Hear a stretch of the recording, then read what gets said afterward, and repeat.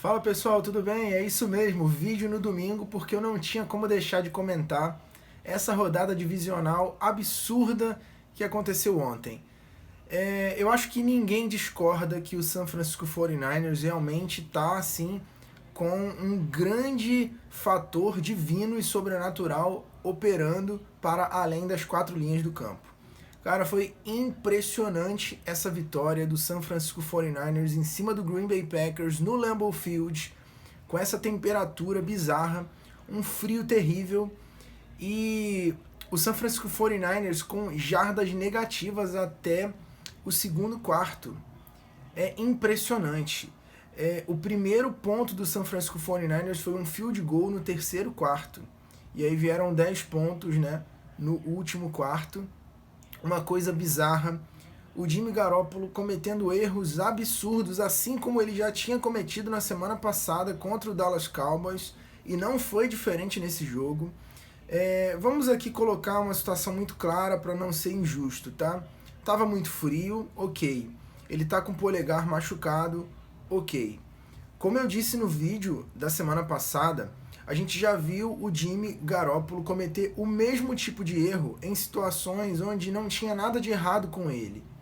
Então, apesar dessas dificuldades aí, né, a temperatura, é claro, estava até nevando, em um determinado momento ali a neve até se intensificou um pouco, e ele tá com esse problema no polegar.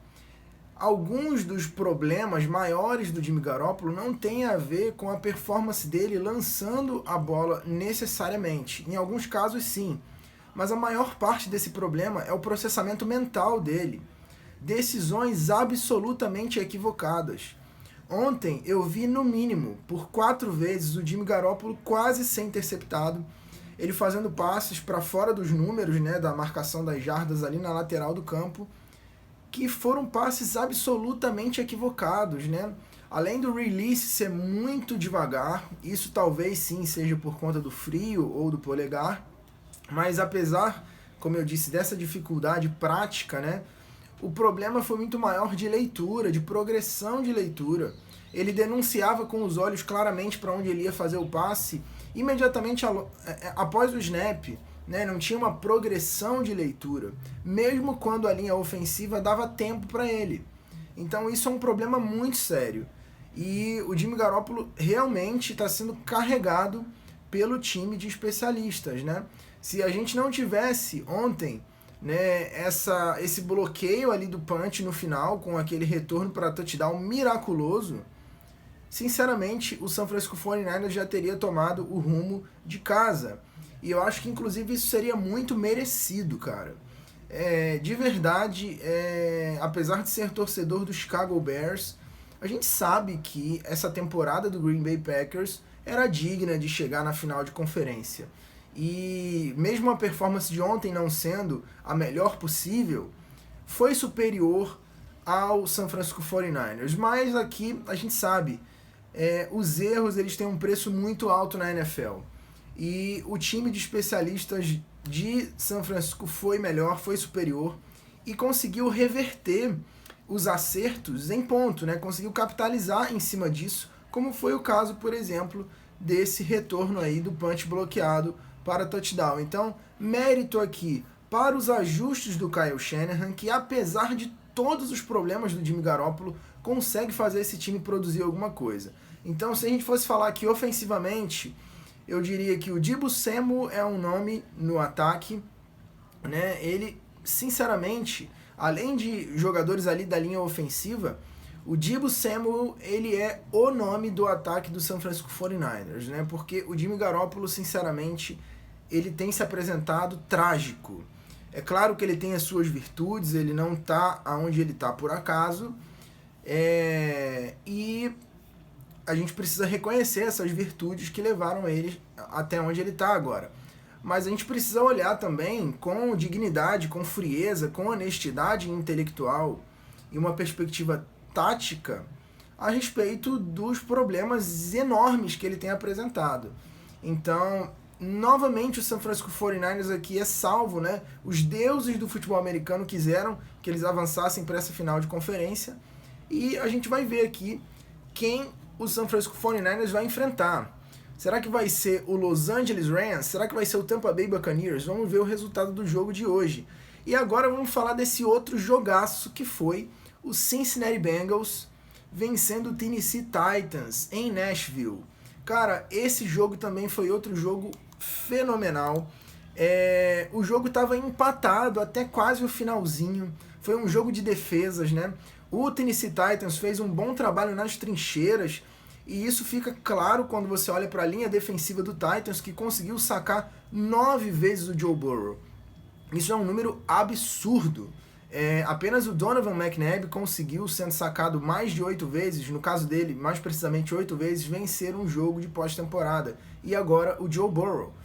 E a gente precisa destacar aqui esse trabalho da linha defensiva do Tennessee Titans, que foi realmente absurdo. E caso não fosse esse trabalho, né, que conseguiu ali ceifar completamente o trabalho do Burrow dentro do pocket, esse resultado teria sido diferente. Talvez o placar do jogo teria sido muito mais elástico, né, e o Cincinnati Bengals conseguiria uma prevalência ainda cedo no jogo. Porque realmente o ataque do Tennessee Titans, mesmo com o retorno do Derrick Henry, não estava conseguindo produzir. Ele que não correu muito bem ontem, correu mais precisamente para 62 jardas, uma média de 3.1 por jogada, o que é bem abaixo da média dele. O Ryan Tannehill, por exemplo, né, correu 3 vezes com a bola.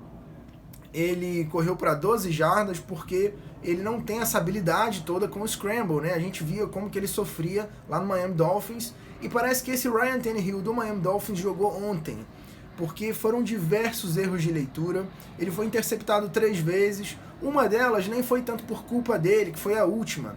E essa interceptação foi crucial para a derrota do Tennessee Titans, porque foi a campanha que conseguiu dar ali para o Cincinnati Bengals posição de campo para que de forma brilhante o kicker conseguisse dar essa vitória.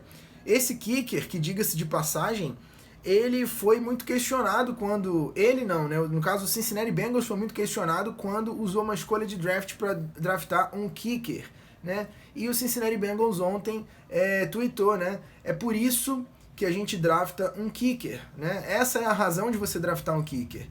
E isso ficou claro ontem. Ele não somente fez esse ponto derradeiro que colocou o Cincinnati Bengals na final de conferência, como também marcou ali no início do jogo, se não me engano, 3 ou 4 field goals. Eu acho que foram 3, né? Então, deixa eu ver aqui o nome dele, né, para ser justo com o jogador. Se não me engano, é McPherson. É Evan McPherson. Deixa eu encontrar aqui, porque é importante falar o nome dele. Pera aí.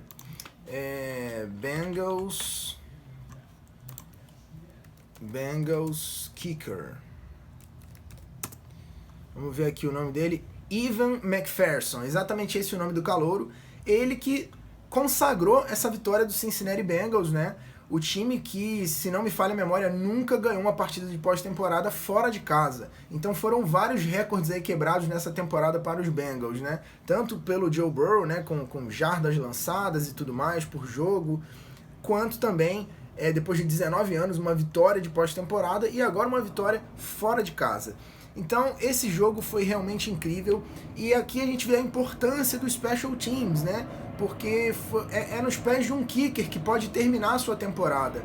E a gente vê que muitas vezes isso é negligenciado. Nos últimos anos a NFL tem se mostrado realmente, várias franquias têm mostrado realmente uma grande preocupação com a posição de kicker, né? E a gente tem grandes nomes aí como Justin Tucker, né? A gente já teve grandes nomes, Adam Vinatieri, enfim. E hoje a gente tem essa posição tendo uma importância muito maior, principalmente, né, com o Cairo Santos para nós aqui brasileiros, né?